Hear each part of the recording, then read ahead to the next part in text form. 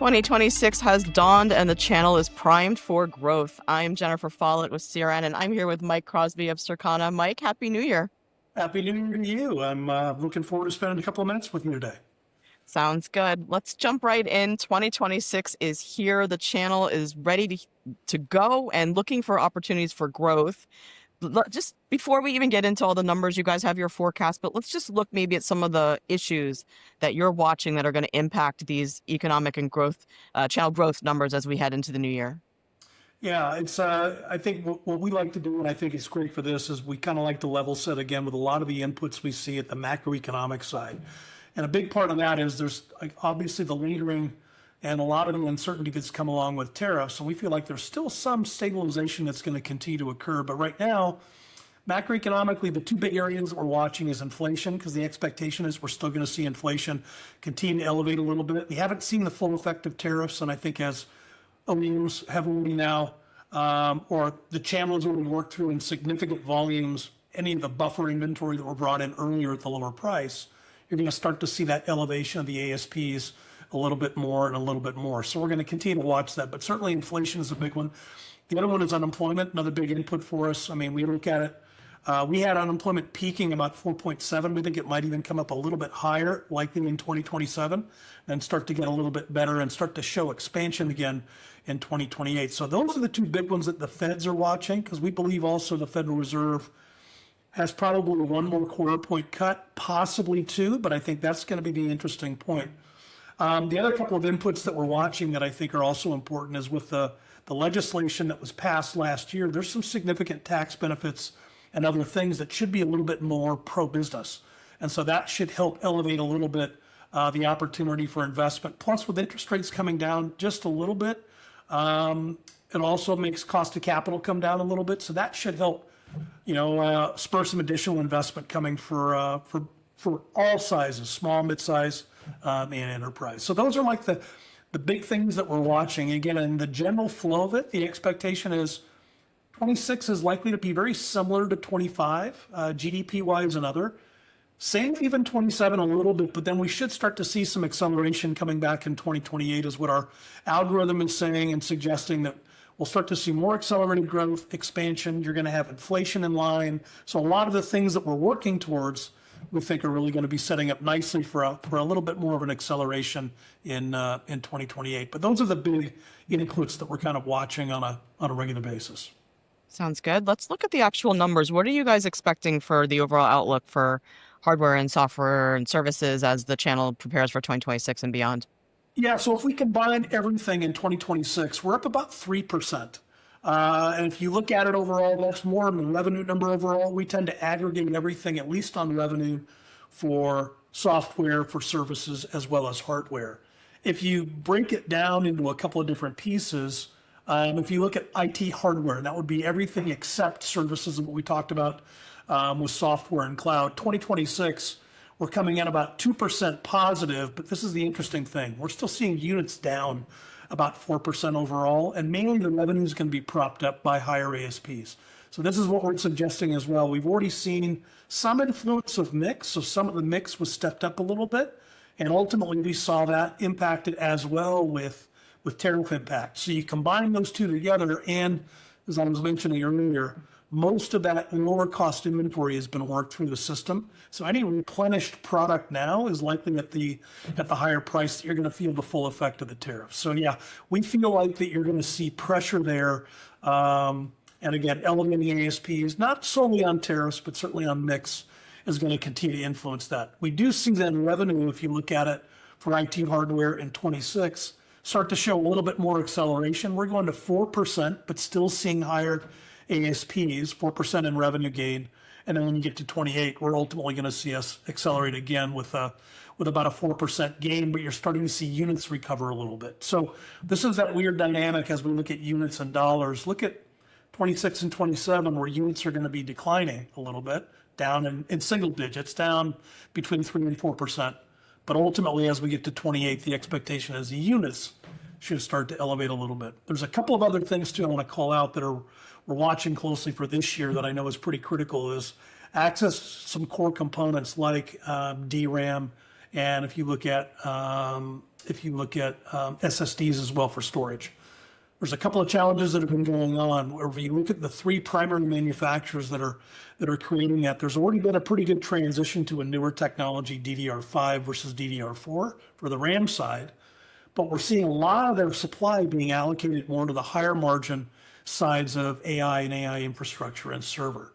So the challenge with that is we still see a pretty good momentum continuing on PC refresh. While we saw mostly led by enterprise last year, there's still room for enterprise to continue. So there's going to be kind of a longer tail, but mid-size and small business have still some pretty good growth to come. And that's where we thought a lion's share of the PC refresh was going to be in 26, more oriented towards small and medium. But I think there's still an element of that. But I think the question will be, will some of these core components ultimately impact availability, and will it also impact pricing and potential elevated even higher? So there's some volatility in the number, but that gives you hopefully a high level on at least what we're expecting over the next 3 years.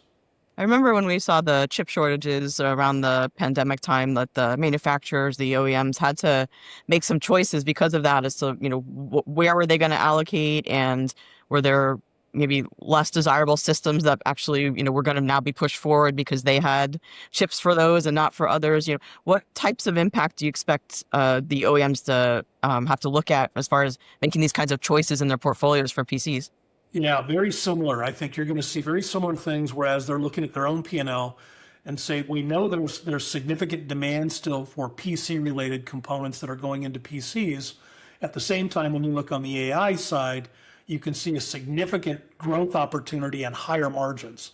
So this is going to be weighed out. And again, I think it can't be a binary all in or all out, but you're likely to still see a little bit of a thinner kind of a supply line for the lower margin products, so you're going to see that expand and be allocated a little bit more towards the higher margin.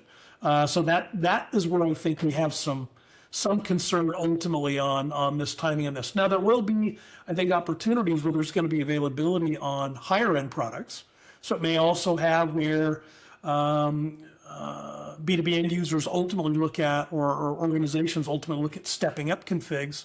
Maybe the availability is a little bit stronger on higher end, but that also means they're going to be spending a little bit more. So I think this is all in the balance of where all this is going.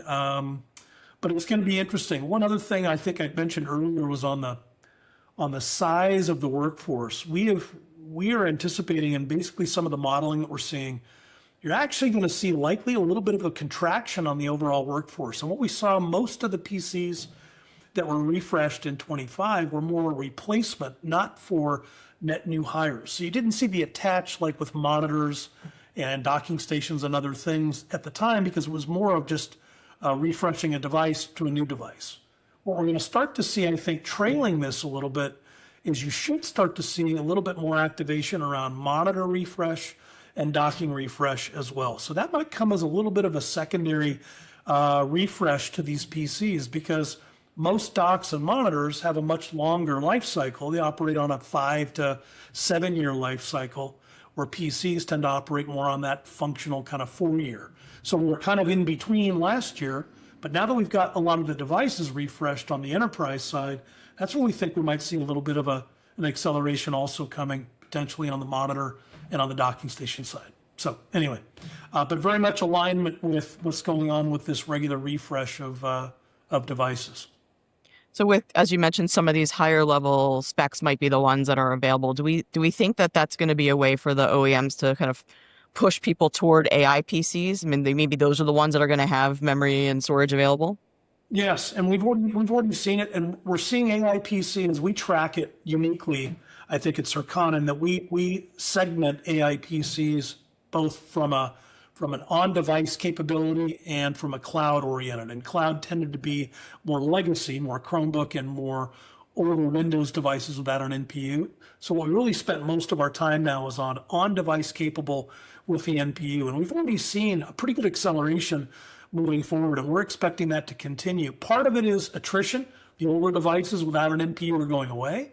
But also you're seeing higher levels of adoption. And certainly people with AI, I think they have they're starting to gain a little bit more of a sophisticated view of what they can do with it and how they can use it effectively. I mean, the technology was a little bit out in front of the use cases as we knew when AI PCs first launched. That's starting to catch up in a pretty reasonable way now. And so I think organizations are not just looking at it as general productivity kind of at a very base level. They're really starting to now to create and leverage and implement some of these use cases that will drive the ASPs higher, will drive those higher end configurations. So I think it'll be the benefits of both of those, to your point, may help justify that additional cost tied to maybe what ultimately is more available. We're also seeing, I think what's going to be interesting for OEMs is consumers are also, while they've been also doing their own refresh, we've seen the consumer slow down a little bit. We hear a lot of references on the K-shaped economy, where the higher incomes are driving the majority of the refresh of devices, and the low and middle income consumers are still struggling, don't have a lot of available dollars discretionary to be able to buy their PCs. So I think you're going to see OEMs lean a little bit more towards the B2B side than the consumer side, because it's a little bit healthier. There's more, I think, established pent-up demand, and they tend to buy up a little bit higher end in devices. So I think even as OEMs are trying to allocate not only within B2B, will there also be maybe some elements there tied to between a consumer mix and a commercial mix, because I think it's going to lean a little bit more towards the commercial side. Okay. And one of the PC refresh drivers we were talking quite a bit about through 2025 was the sunset of Microsoft Windows 10. And so I was just curious, how did that end up in 2025? Like, what percentage of businesses did go ahead and make the switch over to 11, and how many are still left to go? We're now, the good news is that the majority, so if you look at the majority over, it's over 50%, but more of it, we saw more success with enterprise. They had larger fleets in the field, and they had a little bit longer window of time to refresh. We saw that near about 80% was the migration over towards Windows 11 versus Windows 10, which is very good. There's still about 20%, though, again, of a very big part of the pie that still has to migrate over. And even where they were leveraging the bridge that Microsoft provided, again, for that from a security standpoint, you're still going to see that trail. It's going to be that longer tail I'm suggesting on that last 20% of enterprise. If you go to mid-sized business and smaller businesses, it was a little bit less established. Mid-size was pretty good, around 60-some%. So there's still a range there that still has some work to do. And most of the trailing was on small business. And that's what we're anticipating is going to be a bigger part of what was to be, again, this continued refresh in 2026, and likely even trailing in 2027. So you really have to look at it, not all in one, but you have to look at it from each of the different sizes of businesses. One thing that's been interesting, though, is especially within those highly regulated sectors like healthcare or banking and finance, that's where there was some real pressure to migrate over within that timely perspective of the Windows 10 sunset, because part of that regulation in each of those industries was tied to you have a full functioning operating system, and that had to be not just the bridge or the patch, but it had to be the full operating system with all the support, all the updates that are required by that. So those regulated sectors really put a lot of pressure on a lot of those larger businesses to make that move and make that migration, timely within the sunset date. Right.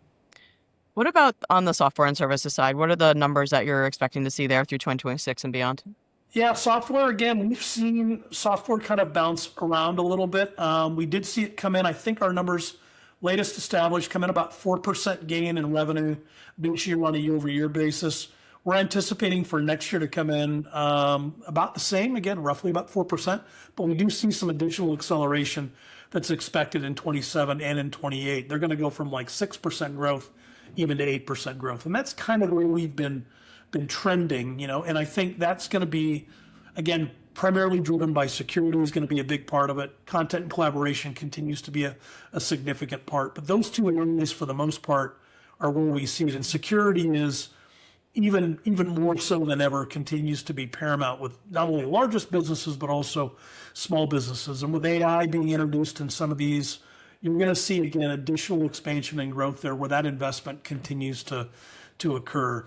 On the services side, we saw it a little bit flatter. I mean, we came in on the services side, if you look, we were in 25 down about 4%, but we think that's going to narrow a little bit. We think in 26 it's going to get a little better, roughly about a down a 2% decline, but the expectation is we're around that and start to show growth and expansion. So as the economy starts to flex a little bit and grow, we're going to see services again elevate. And that should be around that 2% gain likely in 2028, 2027, maybe a little flat to maybe a 1% growth. Yeah.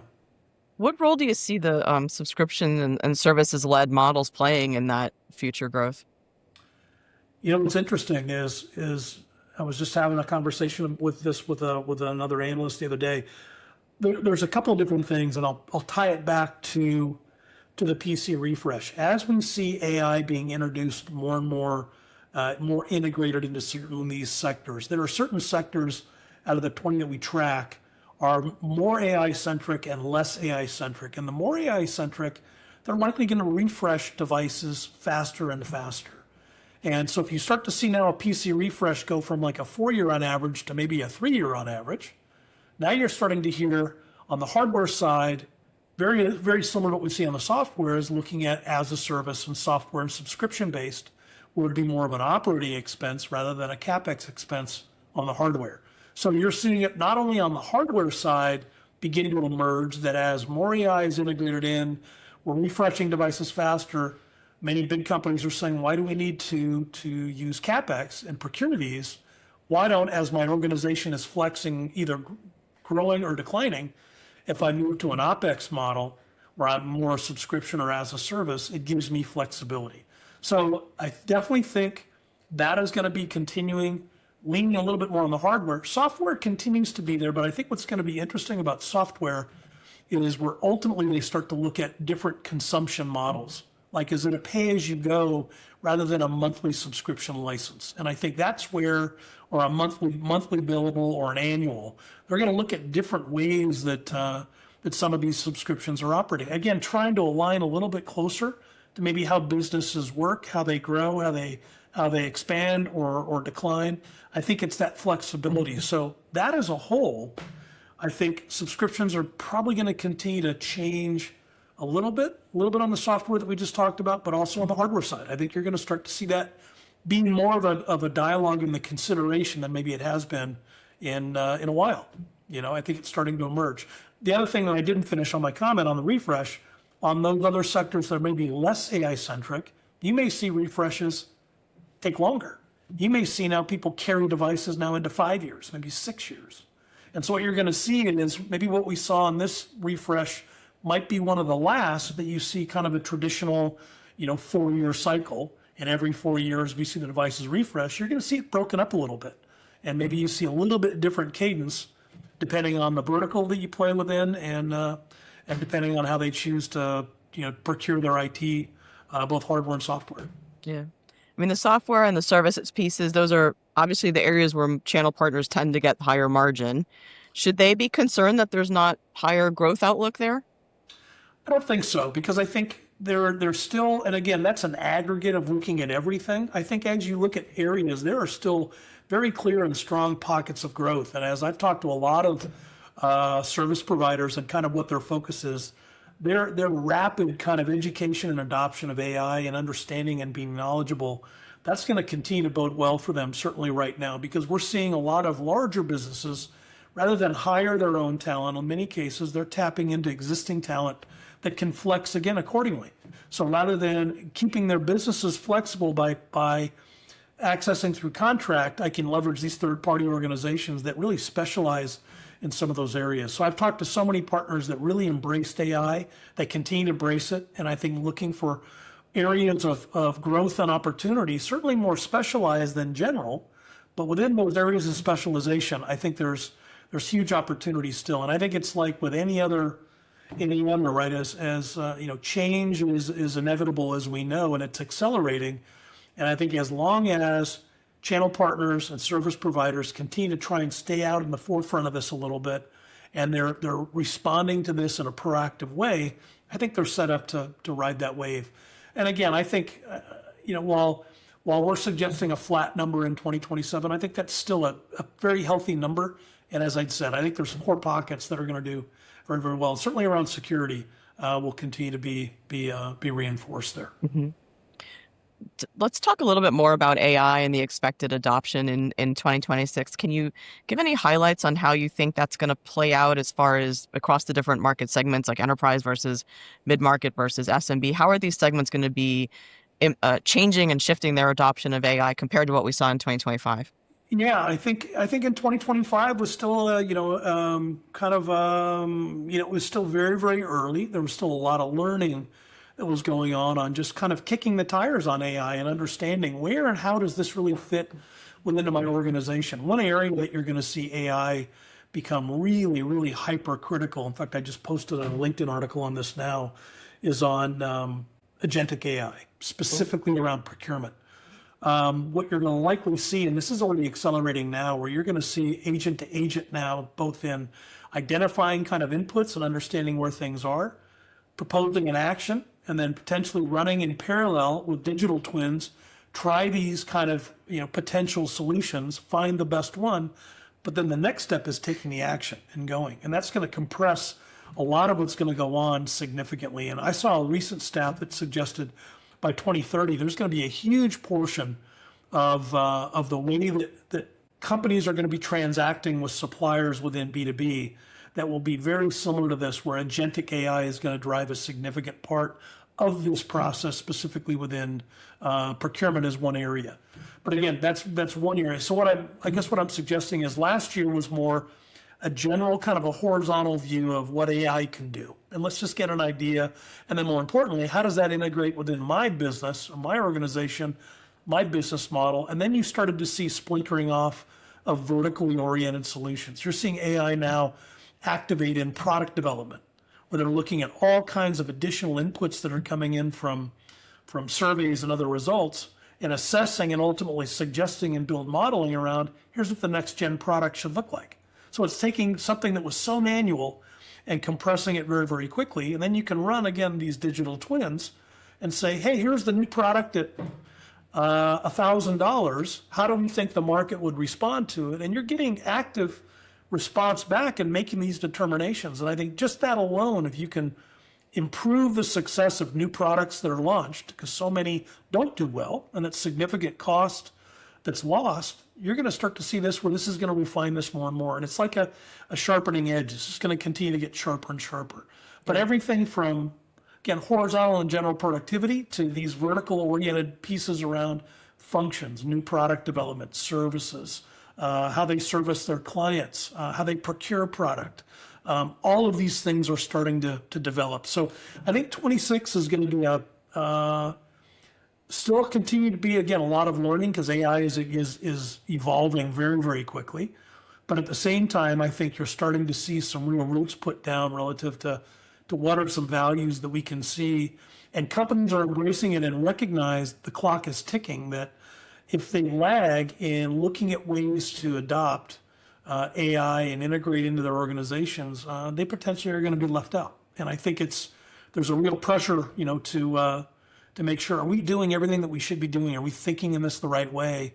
And it's becoming much more part of the strategic thinking around, where AI is going to be in 5 years, which will be, miles ahead of where we are now. But I think AI has gone from this is really new and interesting, and I think there's real possibility here, to, okay, we're already seeing more implementation, more measurement, and we're going to see this broaden and expand as we go. So yeah, I think it's definitely this is not something that's that was a one and done kind of a thing, and we saw it as just the tip of the iceberg still. So I think it's going to be significant.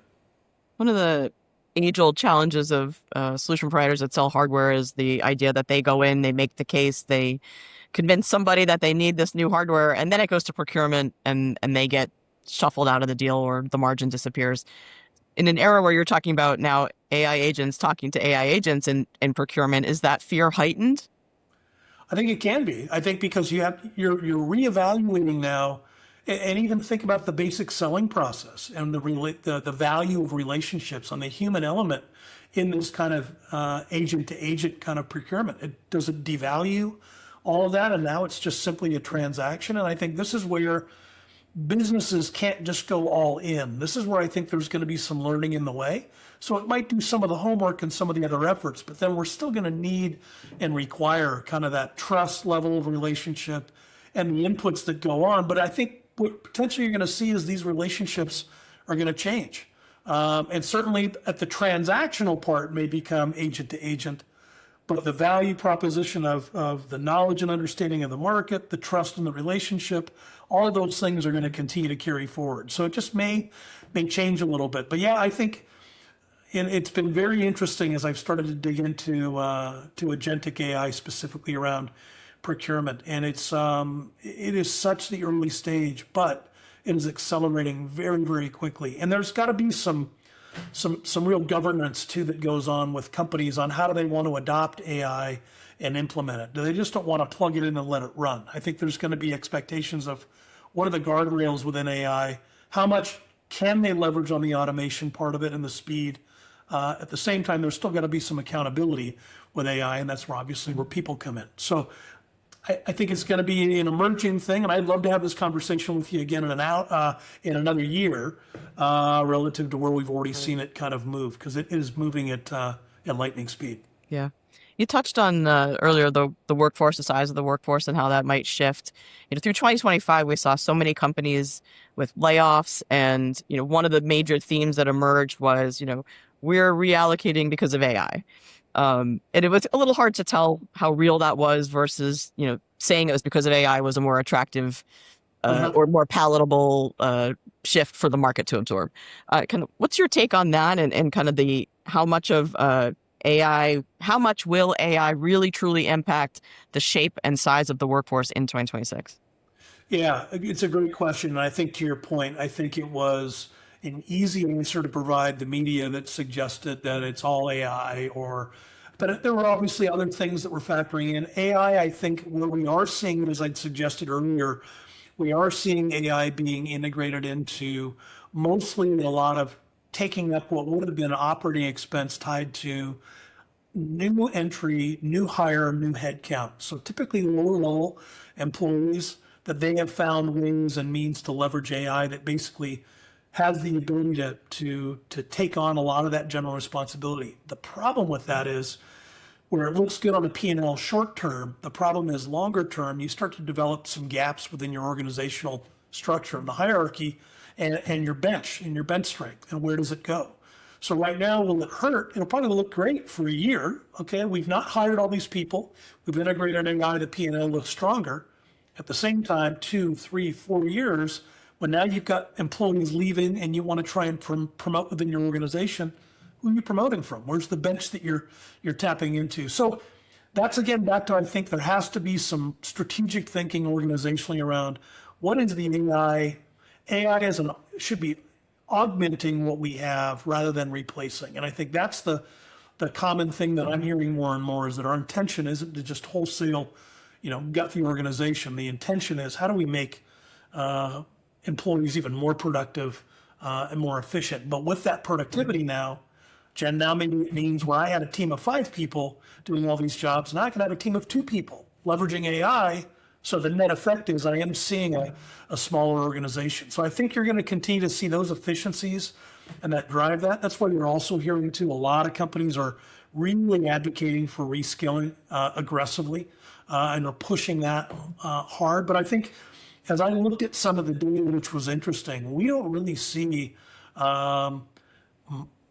the significant job creation that we saw earlier for a while. We don't really get back to really job expansion until probably 2028 that we were suggesting. So while you're not seeing massive layoffs, but you're still seeing maybe not significantly higher layoffs, but where you're seeing really slow down in hiring. Just to give you a quick stat, if you look at college grads aged 20 to 24, right now the unemployment rate's anywhere between 9 and 10%.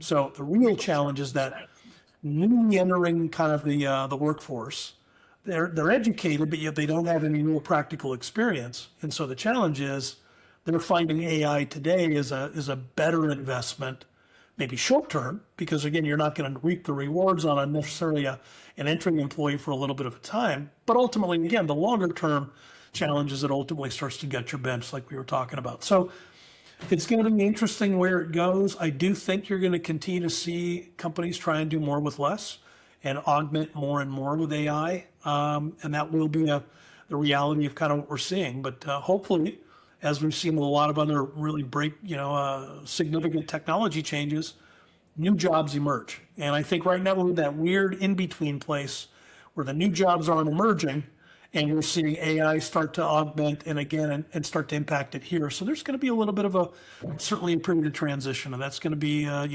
difficult for some. Yeah, it will be. Are you anecdotally seeing solution providers ingesting these same trends into their own workforces? Are we seeing, for example, I don't know, fewer help desk positions because we're using AI to handle some of those level 1 issues? Are other areas of the solution provider workforce following these same trends? I think you're gonna see that naturally, because as they start to lose, I think some of those opportunities that maybe were core to them, and that's again that, as we were talking about, where I think the solution provider, again, the general thing is general, right? Kind of on a horizontal. Typically, it's more commoditized and the margin is less.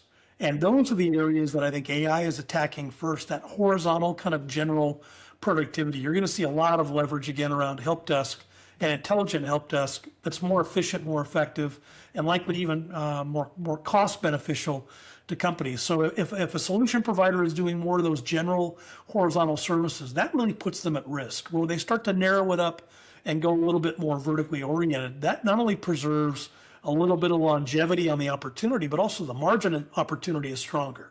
So there's better margins and I think more growth and opportunity. This is where I think, as we said, if you're a laggard within the solution provider community, that's where you're putting yourself at risk ultimately, because like in anything, as it gets commoditized out, there's less brand loyalty to that, and ultimately anybody that can provide that service either equivalent value or better overall at a lower cost is going to win.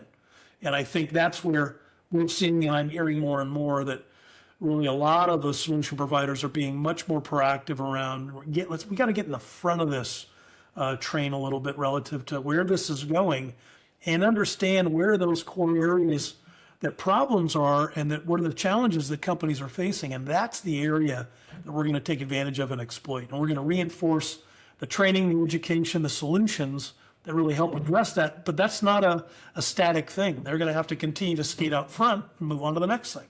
And I think that's where what I've always experienced in my career, being the channel as long as I have, is that it's the agility of the channel that continues to keep them relevant. And I think if they stop being quick and agile and being able to move and try and anticipate where things are going, that puts real pressure on everybody's business. And so I think this is where the channel tends to excel. Again, that agility and the ability to get out in front of this a little bit and then create an opportunity. And that's where a lot of them are being successful now. And it's early stage.